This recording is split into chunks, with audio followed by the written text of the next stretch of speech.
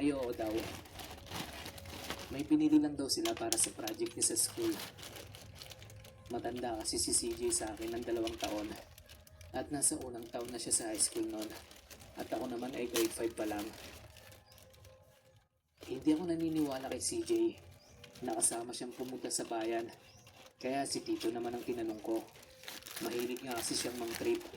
At nung sagutin ako ni Tito noon, nang kagaya ng sinabi ni CJ ay kinilabutan na ako ng todo. Sinabi ko sa kanya na paano siyang makakasama sa bayan. Nakita ko siya kanina lang dun sa tabi ng punong mangga. Tumingin pa nga ako siya sa akin ng matagal. Tapos nakita ko pa ako siya na pumasok sa loob ng bahay ng isa naming tita. Nagkatinginan pa sina Tito at Mama noon bago sila magkasamang pumunta doon sa bahay ng isa kong tita kung saan ko nakitang tumakbo at pumasok si CJ. Ayaw maniwala ni na Tito at CJ sa kwento ko, kaya hinalughog nila ang bahay ni tita para hanapin yung batang nakita ko noon. Wala silang nakita kahit naikot na nila ang buong bahay. Hinanap din nila maging sa 2 cabinet ni tita, pero wala silang nakitang CJ na nakaubad kagaya ng nasa kwento ko. Ipinilit ko pa noon na nakita ko talaga si CJ, pero ang sabi ni Mama ay hayaan ko na raw kung ano man ang nakita ko. Ipagdasal na lang daw namin na sana ay palaging maging ligtas ang pinsan ko, lalo na kapag nasa labas siya ng bahay nila. Alam ko kung ano at sino ang nakita ko noon, dahil malinaw kong nakita ang mukha ni CJ na nakatingin sa akin ng matagal.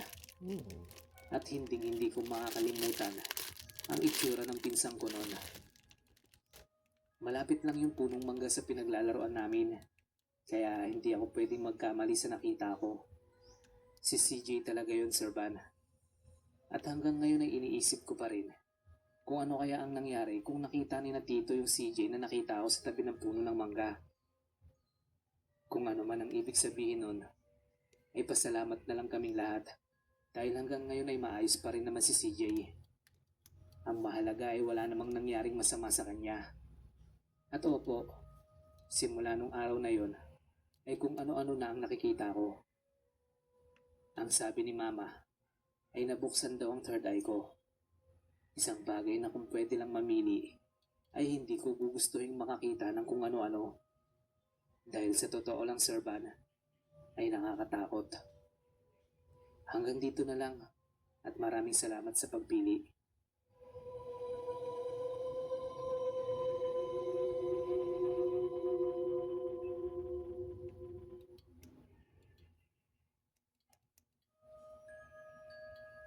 Hi po, Sir Van.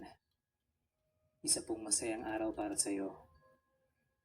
Hindi ko alam kung itong ikukwento ko ay naranasan niyo na rin o ng iba mong tagapakinig.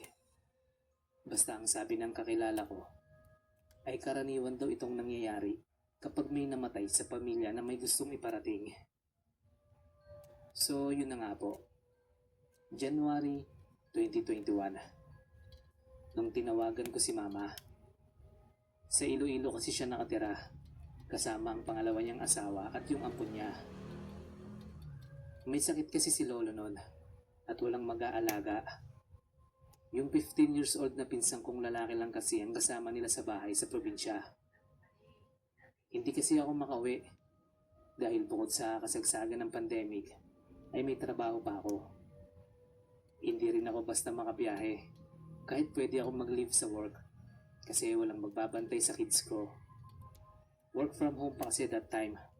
So I decided na wag na munang kumuha ng magbabantay sa kanila since nasa house lang naman ako. Medyo maluwag sa Iloilo that time. Kaya sabi ko kay Mama kung pwedeng siya na muna ang umuwi. Kahit ang iba kong tita kasi noon ay hindi rin makauwi dahil nga sobrang higpit kapag sa Manila pa manggagaling. Pumayag si Mama, pero later on biglang nagbago ang isip niya. Ayaw na daw niya umuwi. Nag-aaway pa kami that time, Sir Van. At hanggang ngayon ay hindi ko pa rin siya kinakausap. I blocked her sa Facebook, pati sa mismong phone ko. Masama talaga kasi ang loob ko. Wala na kaming ibang choice noon. Kaya kumuha kami ng mag-aalaga talaga sa lolo ko. Dahil sunod-sunod na ang pagkakaus